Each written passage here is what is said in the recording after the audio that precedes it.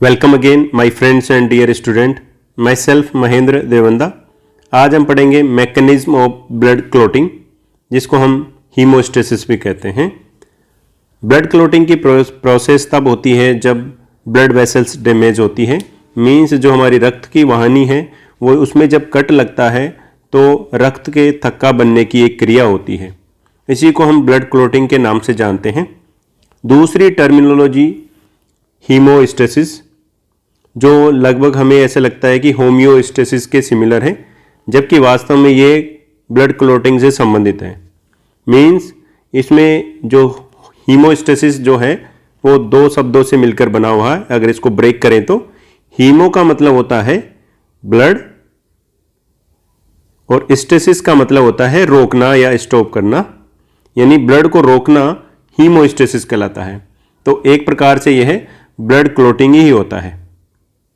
Blood clotting को विस्तार से जानें उससे पहले हम ब्लड के बारे में और जानते हैं थोड़ा सा कि ब्लड क्या होता है, प्लाज्मा क्या होता है और सीरम क्या होता है।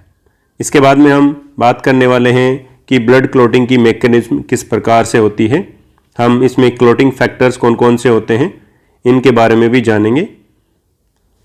सबसे पहले जो कंपोनेंट है ब्लड, इसके बारे में हम बहुत सारी बातें जान चुके हैं। इसमें फॉर्म्ड एलिमेंट पाए जाते हैं और प्लाज्मा पाया जाता है। प्लाज्मा अधिक मात्रा में पाया जाता है और फॉर्म्ड एलिमेंट कम मात्रा में पाए जाते हैं। प्लाज्मा क्या है?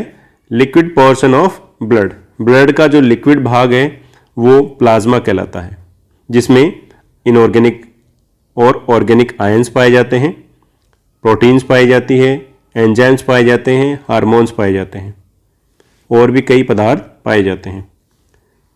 इसके अलावा एक और टर्म है सीरम। सीरम क्या होता है? ब्लड प्लाज्मा में हम जब क्लॉटिंग फैक्टर्स हटा देते हैं या क्लॉटिंग जो प्रोटीन्स हैं उनको हटा देते हैं ब्लड प्लाज्मा से, तो वो सीरम का निर्माण करता है। क्योंकि हमने जाना था कि प्लाज्मा सिर्फ पानी ही नहीं होता है, वाटर कंटेंट ही नहीं होता है, इसके अलावा भी उसमें क्लॉटिंग प्रोटीन्स भी पाई जाती है, जैसे कि फाइब्रिनोजन वो की इसमें पाई जाती है। अगर हम क्लॉटिंग प्रोटीन्स को हटा दें प्लाज्मा से तो वो भाग कहलाता है सीरम। हीमोस्टेसिस क्या होता है?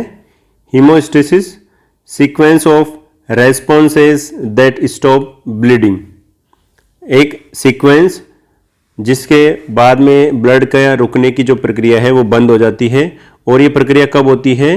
When blood vessels are damage और रप्चर। जब ब्लड की जो वाहिनियां हैं, जो नलियां हैं, जब वो डैमेज होती है या टूटती है तब ये प्रक्रिया होती है। और यह एक सीक्वेंस से होने वाली प्रक्रिया है। साधारणतः हमारे ब्लड में यह कंटिन्यूसली बहता रहता है। जो रक्त है वो कंटिन्यूसली ब्लड की जो वेसल्स हैं उनमें बहता रहता है। वहाँ पर जो हिपेरिन है, हिपेरिन सल्फेट, वो इसको लिक्विडिटी प्रदान करता है या जमने नहीं देता है। इसके अलावा भी और भी कारक हैं जो इसको जमने नहीं देते हैं। इसके अलावा ethylene diamine tetra acetic acid, जिसको EDTA कहते हैं, EDTA, हिपेरिन एंड सिट्रेट, ये जो तीन कंपोनेंट हैं are mostly commonly use as an anticoagulants. Anticoagulants यानी जो कि रक्त को तरल बनाए रखता है, उसको जमने नहीं देते हैं, उनको एंटीकोगुलेंट्स कहते हैं। एंटीकोगुलेंट्स के रूप में इस्तेमाल किए जाते हैं EDTA, heparin and citrate. Mechanism of blood इस प्रकार से है। यह 5 प्रक्रम के द्वारा पूर्ण होती है। ये जो पूरी प्रक्रिया है ये डिपेंड करती है कि किस प्रकार की घाव की प्रोसेस हुई है या कितनी ब्लड वेसल्स डैमेज हुई है, जिसको हम एक एक करके देखेंगे। पहली प्रक्रिया है इसको कहते हैं वैस्कुलर स्पाज्म। सेकंड जो प्रक्रिया है उसको कहते हैं प्लेटलेट प्लग फॉर्मेशन। थर्ड जो प्रक्रिया है ब्लड क्लॉटिंग, एक्चुअली जिसमें क्लॉटिंग की प्रक्रिया हो रही है, जिसको हम कोगुलेशन भी कहते हैं। क्लॉट रिट्रैक्शन, जिसमें जो क्लॉट बनता है उसको हटाया जाता है। एंड फाइब्रिनोलाइसिस, जिसमें हम जो फाइब्रिन का जो जाल बना होता है उसको हम लाइसिस करते हैं, तोड़ते हैं। प्रक्रिया को समझते हैं हम। सबसे पहले हम समझते हैं वैस्कुलर स्पाज्म को, कि वैस्कुलर स्पाज्म क्या होता है। वैस्कुलर स्पाज्म को समझने से पहले हम ये जानकारी प्राप्त करते हैं कि जो ब्लड वेसल्स होती है उसके अंदर की जो लाइनिंग होती है वह एंडोथीलियल सेल से मिलकर बनी हुई होती है। यानी अगर यहाँ मान लीजिए कि ये एक ब्लड वेसल्स है, इसकी जो सेल्स हैं, ये जो सेल्स बन रही है ये एंडोथीलियल सेल्स कहलाती है। ऐसे इसमें एंडोथीलियल सेल्स पाई जाती है। इन एंडोथीलियल सेल्स के यहाँ पर ब्लड बह रहा होता है। यहाँ पर कोलाजन फाइबर्स पाए जाते हैं इसके आधार मेम्ब्रेन पर। इसके अलावा यहाँ सर्कुलर मसल्स भी पाई जाती है, या हम यूं कहें स्मूथ मसल्स यहाँ पर पाई जाती है। इन जो यहाँ पर स्मूथ मसल्स पाई जा रही है, दोनों तरफ पाई जाती है ये स्मूथ मसल्स। जब भी डैमेज होता है, जब भी यहाँ से कुछ डैमेज होता है या ब्लड बाहर निकलता है, तब जो यहाँ इसके आसपास जैसे कि जो मसल्स हैं उनमें कॉन्ट्रैक्शन होता है, उनमें संकुचन होता है, जिससे जो छोटा सा अगर घाव होगा वो फील कर दिया जाता है। इन कॉन्ट्रैक्शन मसल्स में होने से इससे जुड़े हुए fibres, collagen fibres and endothelial cells की जो लाइनिंग है वो पास में आ जाती है और यहाँ का जो घाव जहाँ पे रिक्त स्थान होता है उसको फील कर दिया जाता है। इसके अलावा यह प्रक्रिया जो रेगुलेट की जाती है, दो प्रकार से रेगुलेट की जाती है। इस प्रक्रिया को हम समझते हैं, एक होती है न्यूरोजेनिक रिफ्लेक्स और एक होती है मायोजेनिक रिफ्लेक्स। मीन्स कुछ ऐसी ही प्रक्रिया होती है जो सिर्फ न्यूरॉन के रिफ्लेक्स से होती है कंप्लीट, और कुछ मसल्स के रिफ्लेक्स होने से ही कंप्लीट हो जाती है। समझते हैं, when blood vessels are damage, जब ब्लड वेसल्स डैमेज होती है यानी खून की जब नलियां डैमेज होती हैं, स्मूथ मसल्स कॉन्ट्रैक्ट इमीडिएटली। जो इससे जुड़ी हुई स्मूथ मसल्स हैं वो तुरंत कॉन्ट्रैक्शन उनमें होता है। इससे क्या होता है, उसमें कॉन्ट्रैक्शन होने से जो हमारी ब्लड वेसल्स है इसका जो डायामीटर है, जैसे कि कॉन्ट्रैक्शन होने से इसका डायामीटर कम हो जाता है। जैसे कि आप यहाँ डायग्राम में भी देख सकते हैं, यहाँ कॉन्ट्रैक्शन हुआ तो कॉन्ट्रैक्शन होने की वजह से क्या हुआ, इसका जो डायामीटर है वो कम हो जाता है। यहाँ कॉन्ट्रैक्शन हुआ है जिससे क्या होता है, this reduced blood loss within several minute to several hours. यह प्रक्रिया हो सकता है कि विद इन मिनट्स हो जाए या इसमें कई बार समय भी लगता है। During vascular spasm other haemostatic mechanism also happens. यानी जब भी हमें कोई घाव होता है तब वैस्कुलर स्पाज्म तो होता ही होता है। इसके अलावा भी अगर घाव थोड़ा बड़ा होगा तो दूसरी जो मैकेनिज्म है जिसमें क्लॉटिंग फैक्टर्स भी आएंगे वो प्रक्रिया भी होगी, प्लेटलेट्स आकर प्लग भी बनाएगी।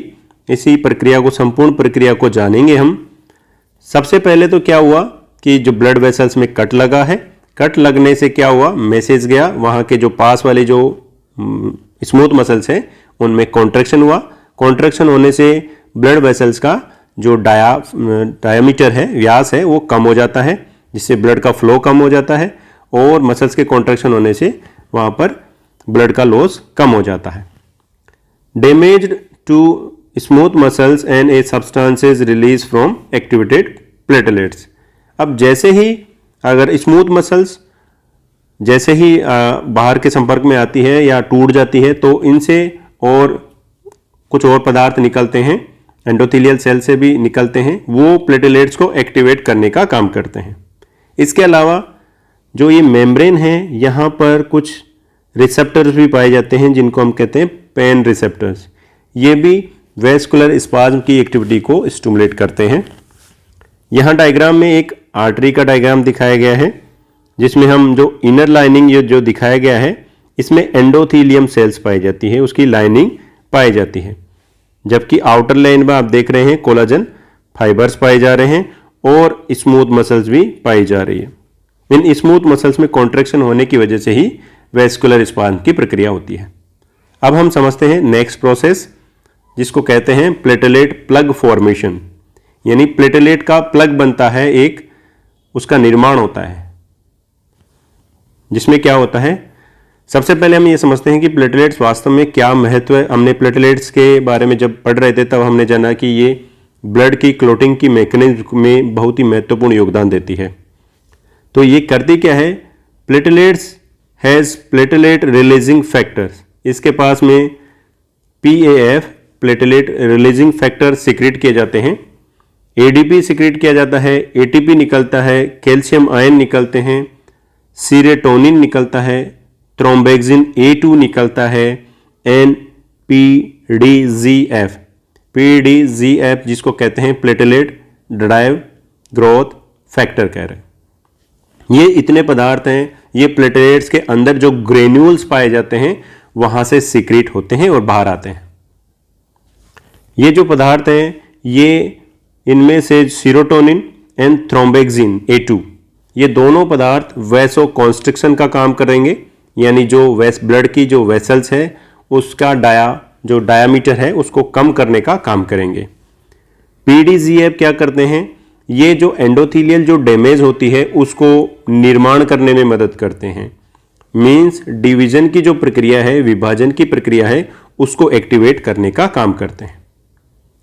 सामान्य रूप से एंडोथीलियल सेल्स के द्वारा nitric oxide and prostacyclin secrete किए जाते हैं। इन दोनों की वजह से सामान्य रूप से जो प्लेटलेट है वो प्लग नहीं बनाती है।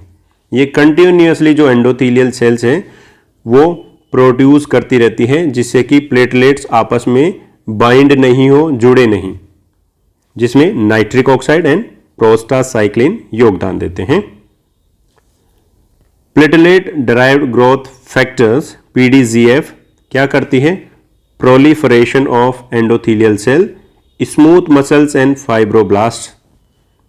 ये PDGF वो एंडोथीलियल सेल के डिवीजन को भी प्रमोट करती है, जो मसल्स है, स्मूथ मसल्स है, उनके भी डिवीजन को प्रमोट करती है, एंड जो फाइब्रोब्लास्ट सेल्स हैं उनको भी डिवीजन करने के लिए प्रेरित करती है। मींस आसपास जो टिश्यू है उसकी मरम्मत में ये जो फैक्टर है PDGF ये मदद करता है। प्लेटलेट प्लग फॉर्मेशन की प्रक्रिया कैसे होती है उसको अभी हम डायग्राम के थ्रू भी समझने का प्रयास करेंगे। सबसे पहले इसमें घटना होती है वो है प्लेटलेट एडिशन की, यानी प्लेटलेट्स आपस में आकर जुड़ जाते हैं एक दूसरे के पास में।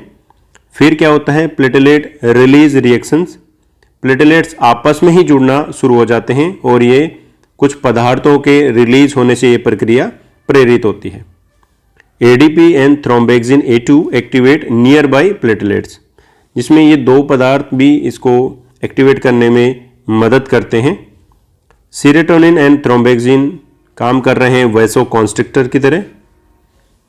थर्ड जो प्रक्रिया है उसको इसमें होता है प्लेटलेट एग्रीगेशंस, मींस प्लेटलेट अपने गुच्छा बनाती है। ADP makes other platelets in the area sticky, ADP जो आसपास का एरिया है उसको स्टिकी बनाती है ताकि इसके पास में जो प्लेटलेट्स जो भी आएगी इसके पास में चिपक जाएगी, जोड़ने का काम कर रही है। ऐसे धीरे धीरे करके बहुत सारी प्लेटलेट्स आपस में जुड़ जाती है। Large number of platelets form A mass called platelet plug. Diagram के थ्रू इसको समझने का प्रयास करते हैं। यहाँ हमें एक ब्लड जो वेसल्स है, यहाँ ये वाला जो भाग है यहाँ से ये रप्चर हो चुकी है, यहाँ से ये डैमेज हो चुकी है। ये छोटा सा जो यहाँ पर दिख रहा है यहाँ से ये टूट चुकी है, जिससे क्या होगा, यहाँ जो ये हमें दिखाई दे रही है ये स्ट्रक्चर्स, ये प्लेटलेट्स हैं। प्लेटलेट्स धीरे धीरे बाहर आएंगी, लेकिन इस प्रक्रिया में होता क्या है, जैसे हम इस प्रक्रिया को समझते हैं, ये एंडोथीलियल लाइनिंग है, यहाँ से इमेजिन कीजिए कि ये ब्रेक हो चुकी है, टूट चुकी है, और दूसरी तरफ भी इस तरह की लाइनिंग है। ब्लड में RBC पाई जाती है, WBC पाई जा रही है और प्लेटलेट्स भी पाई जा रही है। जो प्लेटलेट्स हैं वो आपस में एक दूसरे से एग्रीगेशन नहीं होती है नॉर्मली जब ब्लड में, लेकिन जब भी डैमेज होती है ब्लड वेसल्स तो ये इनका एग्रीगेशन होता है। ऐसा इसलिए होता है जो एंडोथीलियल जो सेल्स है जो टूट चुकी होती है उनके द्वारा प्रोटीन पदार्थ सिक्रीट किया जाता है और वो यहाँ पर आकर जुड़ जाता है। जैसे ही यहाँ पर आके जुड़ता है, यहाँ से घूमती हुई जो भी प्लेटलेट्स आती है वो इससे आकर जुड़ती रहती है और फिर इनके जो सिरे हैं वो एक्टिवेट हो जाते हैं और वो और भी प्लेटलेट्स को इसके साथ में जोड़ने का कार्य करते हैं और धीरे धीरे धीरे धीरे यहाँ पर एक बड़ा प्लग का फॉर्मेशन हो जाता है। बहुत सारी प्लेटलेट्स आकर जुड़ जाती है। यह जैसे सेकंड डायग्राम में, क्योंकि जो प्लेटलेट्स है वो छोड़ती है एडीपी निकालती है, सीरोटोनिन एंड थ्रोम्बोएक्सिन A2 और धीरे धीरे ये एक दूसरे से जुड़कर प्लेटलेट प्लग का फॉर्मेशन करती है। ये थे प्लेटलेट प्लग फॉर्मेशन। बहुत ही सरल प्रक्रिया है। एंडोथेलियल जो सेल हैं उनके द्वारा कोई प्रोटीन पदार्थ सीक्रेट किए जाते हैं और वो नियर बाई जो जहाँ पर कट लगा है वहाँ पर आकर जुड़ती है और इस प्रोटीन के साथ में दूसरी जो प्लेटलेट्स हैं वो भी आकर जुड़ जाती है और धीरे धीरे प्लग का फॉर्मेशन हो जाता है। अब हम जो नेक्स्ट प्रक्रिया है उसको, इसके लिए कुछ फैक्टर्स हम जानने का प्रयास करेंगे। यानी जो ब्लड क्लोटिंग की जो मैकेनिज्म है उसमें जब घाव बड़ा होता है तो हमें कुछ क्लोटिंग फैक्टर्स की आवश्यकता होती है।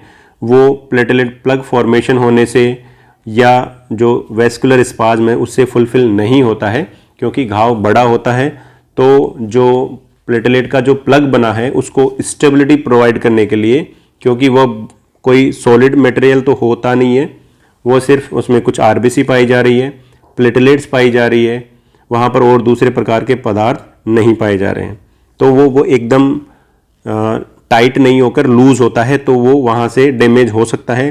तो इसको प्रोटेक्ट करने के लिए वहाँ पर हमें जाल बिछाना होता है और वो जाल फाइब्रिन का होता है। और वो फाइब्रिन कैसे बनते हैं, फाइब्रिन का फॉर्मेशन कैसे होता है, उसकी मैकेनिज्म को जानने से पहले हम कुछ क्लोटिंग फैक्टर के बारे में जानने का प्रयास करते हैं, जिसमें ब्लड क्लोटिंग फैक्टर्स हैं। इन ब्लड क्लोटिंग फैक्टर्स के बारे में बेस्ट एंड टेलर द्वारा बताया गया था और ये जो फैक्टर्स हैं वो 13 हैं, लेकिन वर्तमान में जो फैक्टर 6 है उसको नहीं मानते हैं, यानी वो काम में नहीं आता है। तो वर्तमान में जो काम में आते हैं क्लोटिंग फैक्टर्स वो 12 ही हैं, 12 ही हैं। इनके नाम देखते हैं। इनको रोमन संख्या में लिखा जाता है। फैक्टर फर्स्ट, जिसको हम कहते हैं फाइब्रिनोजन, ये इनएक्टिव फॉर्म है, इससे फाइब्रिन बनेगा। फैक्टर सेकंड, इसको कहते हैं प्रोथ्रोम्बिन, इससे थ्रोम्बिन बनेगा। फैक्टर थर्ड, इसको कहते हैं tissue thromboplastin, tissue thromboplastin. Factor 4, जिसमें कैल्शियम आयन आते हैं। फैक्टर 5, जिसको हम कहते हैं प्रो एसिलेरिन एंड इसको कहते हैं लेबाइल फैक्टर भी कहते हैं। फैक्टर 6, इसको एसिलेरिन कहते हैं। फैक्टर 6 को वर्तमान में इसका एग्जिस्टेंस नहीं है, इसको क्लॉटिंग फैक्टर नहीं माना जाता है। फैक्टर 7, इसको कहते हैं प्रो कन्वर्टिन या स्टेबल फैक्टर कहते हैं। नेक्स्ट जो हमारे लिए महत्वपूर्ण है फैक्टर 8, फैक्टर 8 को कहते हैं एंटी हीमोफिलिक ए। इसकी अगर कमी हो, इस फैक्टर की कोई प्रॉब्लम हो तो हीमोफीलिया बीमारी हो जाती है। फैक्टर 9, जिसको कहते हैं क्रिस्टमास फैक्टर, थ्रोम्बोप्लास्टिन, प्लाज्मा वाला, प्लाज्मा थ्रोम्बोप्लास्टिन, इसको कहते हैं एंटी हीमोफिलिक बी भी कहते हैं। फैक्टर 10, जिसको कहते हैं स्टुअर्ट फैक्टर या थ्रोम्बोकाइनेज। फैक्टर 11, इसको कहते हैं प्लाज्मा थ्रोम्बोप्लास्टिन। एंटीसीडेंट, इसको कहते हैं एंटी हीमोफिलिक सी भी कहते हैं, क्योंकि इनकी कमी से ये हीमोफीलिया की बीमारी हो रही है। अगर सामान्य हीमोफीलिया है तो फैक्टर 8 में प्रॉब्लम होगी। अगर फैक्टर 9 में प्रॉब्लम है तो हीमोफिलिक बी की बीमारी होगी, और अगर फैक्टर 11 में प्रॉब्लम है तो हीमोफिलिक सी की बीमारी होगी, हीमोफीलिया सी होगा। फैक्टर 12, जिसको हैगमैन फैक्टर भी कहते हैं या एंटी हीमोफिलिक डी भी कहते हैं। फैक्टर 13, फाइब्रिन स्टेबलाइजिंग फैक्टर या शॉर्ट में F F, fibrin stabilizing factor भी कहते हैं। ये जितने भी फैक्टर्स हैं 6th को छोड़कर बाकी सभी ब्लड क्लोटिंग में पार्टिसिपेट करते हैं। इसके लिए 2 पाथवे होते हैं। ब्लड क्लोटिंग के लिए 2 पाथवे हैं, यानी ब्लड का जो कोगुलेशन है, ब्लड का जो थक्का बन रहा है, उस थक्के को मजबूती करने के लिए 2 पाथवे पाए जाते हैं। पहला हम ये समझते हैं कि क्लोट क्या होता है। क्लोट क्या है? Mass of coagulated blood contain RBC, WBC and platelets and trapped in A fibrin mess. Fibrin mess के अंदर, यानी फाइब्रिन का जो जाल है उसके अंदर आरबीसी, डब्ल्यूबीसी एंड प्लेटलेट्स को घेरा हुआ जाता है, उसको उसके अंदर बांधा जाता है। ब्लड क्लोटिंग के 2 पाथवे हैं। एक पाथवे है इंट्रिंसिक पाथवे और दूसरा पाथवे है एक्सट्रिंसिक पाथवे। इनका नाम, इसको हिंदी में कहें तो आंतरिक पाथवे, आंतरिक पथ, और ये बाहरी पथ। इनका एक्टिवेशन के आधार पर इनको कहा गया है इंट्रिंसिक पाथवे, यानी इंट्रिंसिक पाथवे का एक्टिवेशन होगा ब्लड वेसल्स के अंदर से कोई फैक्टर होगा वो इसको एक्टिवेट करेगा, जबकि एक्सट्रिंसिक फैक्टर को ब्लड वेसल्स के बाहर से कोई एक्टिवेट करेगा, इसलिए इसको एक्सट्रिंसिक पाथवे कहते हैं। इंट्रिंसिक पाथवे में क्या होता है? Prothrombin activator is initiated in plasma. जो प्रोथ्रोम्बिन को एक्टिवेट करने का काम कौन करता है? प्लाज्मा के द्वारा किया जाता है। यह प्रक्रिया स्लो भी होती है, धीरे होने वाली प्रक्रिया है। यह जो इंट्रिंसिक पाथवे है ये सामान्य रूप से प्लाज्मा में घटित होता है, यानी प्लाज्मा के द्वारा कोई पदार्थ होता है वो इसको एक्टिवेट करता है। इसके एक्टिवेट करने के लिए एक और पदार्थ पाया जाता है जिसको हम कहते हैं कैलिक्रीन। ये पदार्थ इसको एक्टिवेट करता है, इस पाथवे को एक्टिवेट करता है। इसके अलावा भी जो प्लेटलेट्स का जो ब्लड वेसल्स जहाँ टूटती है वहाँ जो गुच्छा बनता है, इन प्लेटलेट्स के ऊपर कुछ चार्ज की वजह से भी ये इंट्रिंसिक पाथवे एक्टिवेट होता है।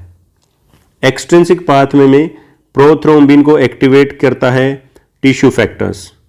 टिश्यू जो फैक्टर है टीएफ जो है, ये क्योंकि ब्लड वेसल्स के बाहर की तरफ से आता है इसलिए इसको एक्सट्रिंसिक पाथवे कहते हैं।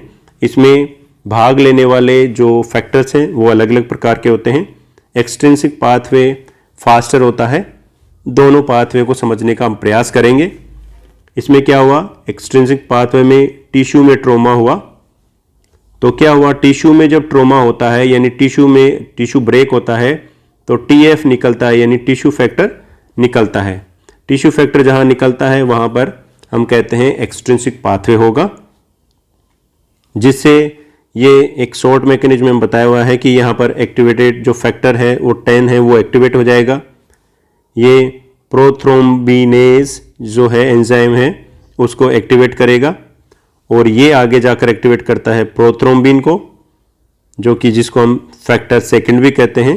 प्रोथ्रोम्बिन जो इनएक्टिव फॉर्म में रहता है वो थ्रोम्बिन को एक्टिवेट करता है और थ्रोम्बिन के 2 कार्य होते हैं फाइब्रिनोजन को एक्टिवेट करने में और इसके अलावा फैक्टर जो 13 है उसको एक्टिवेट करने में भी काम करते हैं। हम इस प्रक्रिया को, पूरी प्रक्रिया को अभी समझने का बहुत ही कोशिश करेंगे कि बहुत ही आसानी से हमें समझ में आ जाए। दूसरा जो पाथवे है उसको कहते हैं इंट्रिंसिक पाथवे। ब्लड वेसल्स के अंदर damaged endothelial cells expose to collagen fibres. अगर अंदर की तरफ से कुछ डैमेज होता है तो हम इसको इंट्रिंसिक पाथवे कहते हैं, जिसमें फैक्टर 12 एक्टिवेट होता है और इन दोनों का कॉमन पाथवे जो एक्टिवेटेड 10 है, फैक्टर नंबर 10, जो दोनों में कॉमन, दोनों पाथवे में यहाँ पर आकर कॉमन हो जाता है। उसके बाद में ये प्रक्रिया सेम चलती है। इन दोनों प्रक्रियाओं को बहुत आसान रूप से समझने का हम प्रयास करते हैं। ये है intrinsic pathway and extrinsic pathway. सबसे पहले हम बात करते हैं इंट्रिंसिक पाथवे की। इंट्रिंसिक पाथवे जब एक्टिवेट होता है जब ब्लड वेसल्स या तो इंजर्ड होती है, जिससे क्या होता है कैलिक्रीन जो सब्सटेंसेस है वो निकलता है, या HMW किनिनोजन जो पदार्थ हैं ये निकलते हैं और ये इस पाथवे को इनिशिएट करते हैं। इस पाथवे को इनिशिएट करने में सबसे पहले हमारे पास फैक्टर 12 जिसको हम हैगमैन फैक्टर कहते हैं वो एक्टिवेट हो जाता है। जो हमारा हैगमैन फैक्टर है वो एक्टिवेट जैसे ही होता है जो हमारा फैक्टर 11 है उसको एक्टिवेट करता है। ये जो क्लॉटिंग की जो मैकेनिज्म है या जो पाथवे है वो एक कैस्केड मैकेनिज्म की तरह चलते हैं, यानी एक दूसरे को एक्टिवेट करेगा, दूसरा आगे तीसरे को एक्टिवेट करेगा, तीसरा और आगे किसी और को एक्टिवेट करता है। जैसे कि यहाँ पर फैक्टर 12 एक्टिवेट किसी और से हो रहा है, उसके बाद में फैक्टर 12 एक्टिवेट होने के बाद में फैक्टर 11 को एक्टिवेट करता है। 11 एक्टिवेट होने के बाद में 9th जो फैक्टर इनएक्टिव था उसको एक्टिव करने का काम करता है। यानी सबसे पहले 12 नंबर का जो 12 नंबर का जो फैक्टर है क्लोटिंग फैक्टर वो एक्टिवेट होता है। इसके बाद में 11 का जो नंबर का है क्लोटिंग फैक्टर है वो एक्टिवेट होता है और उसके बाद में 9 जो है वो एक्टिवेट होता है। 9 जैसे ही एक्टिवेट होता है तो यह जो एक क्लोटिंग फैक्टर 8 है जिसको हीमोफिलिक एंटी हीमोफिलिक ए भी कह रहे हैं, उसके साथ मिलकर ये दोनों जो फैक्टर हैं ये साथ मिलकर ये फैक्टर जो 10 है उसको एक्टिवेट करते हैं। ये फैक्टर 10 को एक्टिवेट करते हैं और इस प्रक्रिया में जो दोनों कॉम्प्लेक्स बना रहे हैं इस प्रक्रिया में यहाँ पर कैल्शियम आयन भी काम में आ रहा है। यानी कैल्शियम आयन जिसको हम क्लोटिंग फैक्टर 4 कह रहे हैं वो भी यहाँ पर काम आ रहा है। तो 10th जो इनएक्टिव फॉर्म में था वो एक्टिव हो जाता है और यहाँ पर PF भी काम में आ रहा है, प्लेटलेट फैक्टर 3 भी काम में आ रहा है और कैल्शियम आयन भी काम में आ रहा है। जैसे ही फैक्टर 10 एक्टिवेट होता है इसके साथ में फैक्टर जो 5 है वो जुड़ जाता है। फैक्टर 5 जैसे ही इसके साथ जुड़ता है ये दोनों आपस में जुड़कर प्रोथ्रोम्बिन जो कि फैक्टर 2 है, प्रोथ्रोम्बिन जो फैक्टर 2 है उसको एक्टिवेट करके थ्रोम्बिन में कन्वर्ट कर देता है, या हम यूं कहें जो सेकंड है वो एक्टिवेट हो जाता है। थ्रोम्बिन जो सेकंड फैक्टर है वो एक्टिवेट हो चुका है। अब यहां पर जो थ्रोम्बिन है इसके 2 कार्य होते हैं। थ्रोम्बिन के 2 महत्वपूर्ण कार्य हैं। पहला जो कार्य है यह क्या करता है, जो फाइब्रिनोजन फैक्टर 1 है, फाइब्रिनोजन जो फैक्टर 1 है उसको एक्टिवेट फॉर्म में यानी फाइब्रिन में कन्वर्ट करने का कार्य कर रहा है। किस तरह से? फाइब्रिनोजन क्या होता है, सोल्यूबल फॉर्म में प्लाज्मा में पाया जाता है। इस तरह से ये पाया जा रहा है, ग्लोबुलर फॉर्म में पाया जाता है हम यूं कहें। और यह जैसे ही एक्टिवेट होता है तो ये आपस में एक फाइब्रेस का निर्माण करते हैं, एक चेन का निर्माण करते हैं, फाइब्रिन का फॉर्मेशन करते हैं और फाइब्रिन मोनोमर धीरे धीरे आपस में जुड़ जाती है। इस तरह से ये फाइब्रिन का फॉर्मेशन होता है। थ्रोम्बिन और दूसरा जो इसका काम होता है, एक कार्य तो ये हो गया, दूसरा जो इसका कार्य है वो क्या है, जो फैक्टर 13 है जिसको हम कहते हैं F यानी फाइब्रिन स्टेबलाइजिंग फैक्टर। ये फाइब्रिन स्टेबलाइजिंग फैक्टर जो एक्टिवेट हो जाता है ये क्या करता है, जो फाइब्रिन की जो बना है उसमें क्रॉस लिंकिंग करने का काम करता है, क्रॉस लिंकिंग। और जिससे क्या होता है, ये जो फाइब्रिन का जो पॉलीमर बनता है उसको स्टेबिलिटी मिलती है। क्रॉस लिंकिंग इस प्रकार से होती है और ये इस प्रकार से, ताकि ये पूरा एक मैश बन सके, एक जाल रूपी संरचना बन सके, इस तरह से ये बनती है। ये पाथवे है इंट्रिंसिक पाथवे। एक बार जल्दी से वापस समझने का प्रयास करते हैं। सबसे पहले क्या हुआ, टिश्यू जो ब्लड वेसल्स है उसमें इंजरी हुई, कुछ पदार्थ बाहर निकलते हैं जो कि क्या करते हैं, फैक्टर 12 हैगमैन फैक्टर को एक्टिवेट करते हैं।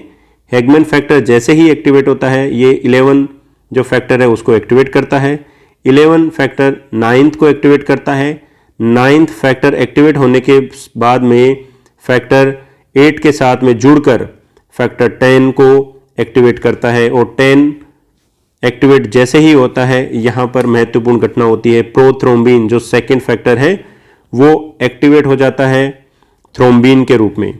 और थ्रोम्बिन के दो कार्य हैं, एक हो गया जो फाइब्रिनोजन फर्स्ट फैक्टर है उसको पॉलीमर में बनाना या उसको फाइब्रिन में कन्वर्ट करना, और धीरे धीरे ये आपस में एक चेन संरचना बना लेती है। दूसरा थ्रोम्बिन का जो कार्य है वो फैक्टर जो 13 है फाइब्रिन स्टेबलाइजिंग फैक्टर को एक्टिवेट करता है, और fibrin stabilizing factor cross linking करने का काम करता है, और इसको जो जहां पर प्लेटलेट प्लग जो जहां पर बनता है उसको स्टेबिलिटी मिलती है। किस प्रकार से मिलती है, जैसे कि यहां पर हम बनाते हैं, ये एंडोथेलियल सेल्स हैं। एंडोथेलियल सेल्स यहां पर मान लीजिए कि ये डैमेज हो चुकी है, यहां दूसरी तरफ दूसरी लाइनिंग है। यहां जैसे ही प्लेटलेट प्लग का फॉर्मेशन हो जाता है, इस तरह से प्लेटलेट प्लग फॉर्मेशन हो चुका है। अब इनके ऊपर इस तरह से ये जाल बनाते हैं।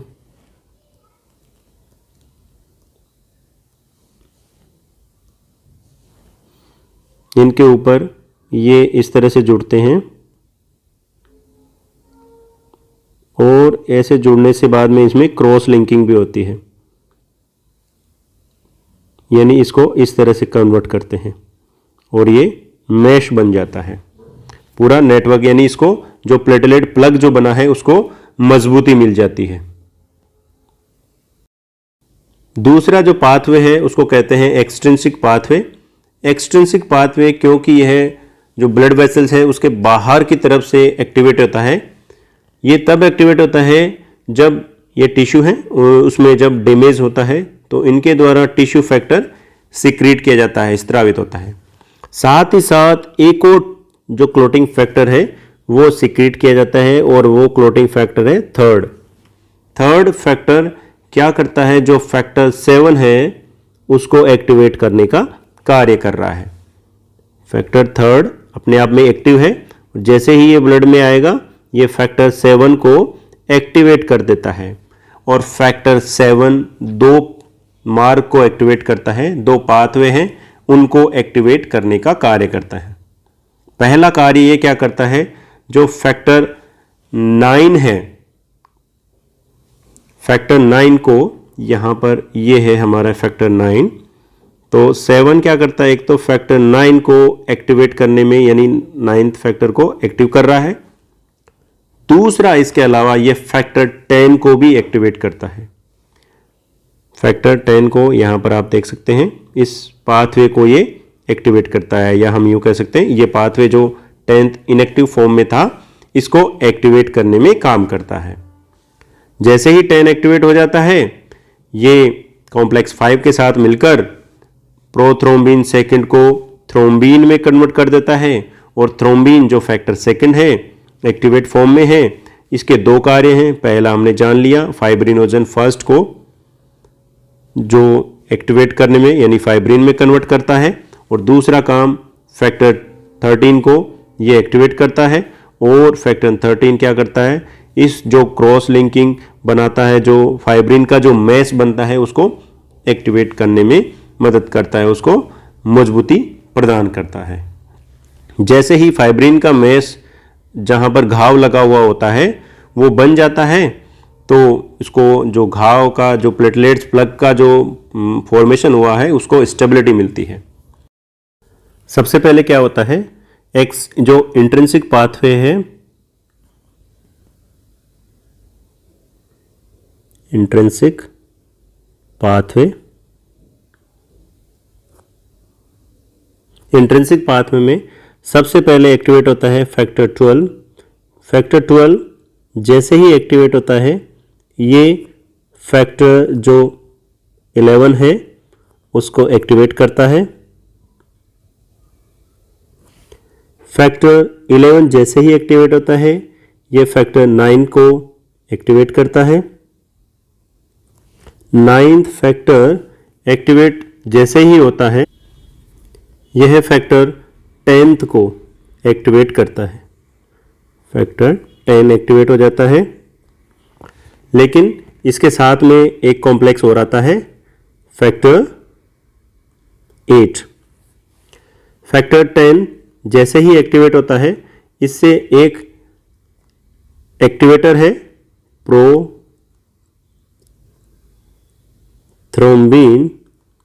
एक्टिवेटर। ये एक्टिवेट होता है और ये क्या करते हैं, कन्वर्ट करते हैं जो फैक्टर 2 है उसको एक्टिवेट करते हैं। यहाँ जो फैक्टर 2 है वो एक्टिवेट हो जाता है। फैक्टर 2 को हम कहते हैं थ्रोम्बिन। थ्रोम्बिन के 2 कार्य होते हैं। एक कार्य होता है कि ये जो फैक्टर 13 है, फाइब्रिन स्टेबलाइजिंग फैक्टर, इसको एक्टिवेट करता है और ये क्या करता है, क्रॉस लिंकिंग करवाता है, यानी क्रॉस लिंकिंग, जिससे उसको मजबूती मिलती है, जो नेटवर्क बनता है उसको मजबूती मिलती है। जो फैक्टर 2 है उसका जो सेकंड काम क्या होता है, यह जो फैक्टर 1 है जिसको हम कहते हैं फाइब्रिनोजन, इसको एक्टिवेट करने का काम करता है और यह फाइब्रिन में कन्वर्ट हो जाता है। फाइब्रिन में इस तरह से ये कन्वर्ट हो जाता है और आपस में ये जुड़ जाते हैं, धीरे धीरे ये पॉलीमर फॉर्म बना लेते हैं और इनमें जो फैक्टर जो 13 है वो इनमें क्रॉस लिंकिंग करवाने का कार्य करता है। इस तरह ये क्रॉस लिंकिंग करते हैं। दूसरा जो पाथवे है extrinsic pathway. Extrinsic pathway, extrinsic जो पाथवे है वो एक्टिवेट होता है टिश्यू फैक्टर के द्वारा। टिश्यू फैक्टर के अलावा एक और पदार्थ निकलता है, एक फैक्टर और निकलता है जिसको हम कहते हैं फैक्टर 3। फैक्टर 3 क्या करता है, जो फैक्टर 7 है उसको एक्टिवेट करता है। और फैक्टर 7 के 2 कार्य होते हैं। पहला कार्य तो क्या होता है, यह है जो 9 है, 9 जो फैक्टर है इसको कन्वर्ट कराने में मदद करता है। ये हमारा 9th फैक्टर है, इसको एक्टिवेट करता है, मीन्स 9th फैक्टर को एक्टिवेट करता है। और दूसरा जो इसका काम है वो है जो फैक्टर जो 10 है उसको भी एक्टिवेट करने का कार्य करता है। इस तरह से ये पाथवे फैक्टर 10 पर कॉमन हो जाते हैं, यानी 10th को एक्टिवेट करने में भी कॉमन हो जाते हैं। क्या हुआ, सबसे पहले यहाँ जैसे कट लगी तो यहाँ इस तरह से प्लग का फॉर्मेशन हुआ। इस प्लग का फॉर्मेशन होने के बाद में ये पाथवे होते हैं और फाइब्रिन यहाँ पर आता है। तो फाइब्रिन कर क्या रहा है, फाइब्रिन का जो काम है वो यहाँ पर मैश नेटवर्क बना रहा है। किस तरह से, पहले तो ये इस तरह से जुड़ते हैं और इसके ऊपर भी जुड़ते हैं और इनमें इसको स्टेबलाइज करने के लिए फैक्टर 13 इनमें क्रॉस लिंकिंग करवाता है। तो यहाँ पर जो बाहर से खून निकल रहा था ये निकलना बंद हो जाता है।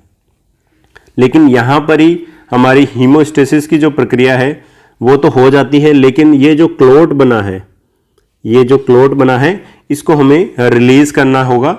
हम नहीं तो ये जहाँ पर आगे कहीं ब्लड फ्लो करेगा वहाँ उस वेसल्स को डैमेज कर सकता है, ब्लॉक कर सकता है, या कोई हार्ट से संबंधित हो तो वहाँ पर कुछ प्रॉब्लम क्रिएट हो सकती है।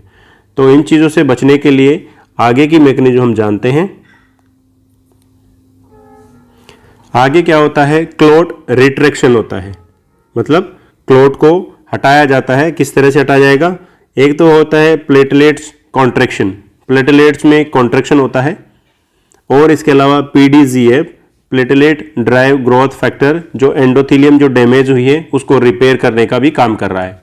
साथ ही साथ PDGF और क्या करता है, मसल्स जो है उसकी भी प्रोलिफरेशन है, यानी उसमें भी जो डिवीज़न होता है उसको करवाने में मदद करता है। एंडोथेलियल सेल्स और जो कोलाजन हैं उनको भी रिपेयर करवाता है। अब क्या होगा, नेक्स्ट स्टेप होगी जो 5 एंड लास्ट स्टेप है, फाइब्रिनोलाइसिस की प्रक्रिया होगी। यानी जो फाइब्रिन का जो नेटवर्क बना है, यानी फाइब्रिन का जो जाल बना है, अब उसका लाइसिस होगा। ये प्रक्रिया कब होती है, जब प्लाज्मिनोजन एक्टिवेट फॉर्म में आता है अपने प्लाज्मिन फॉर्म में। और ये गतिविधि जो होती है, इस गतिविधि के होने से प्लाज्मिन क्या करता है, जो फाइब्रिन का जो नेटवर्क होता है उसको ब्रेक करने लग जाता है।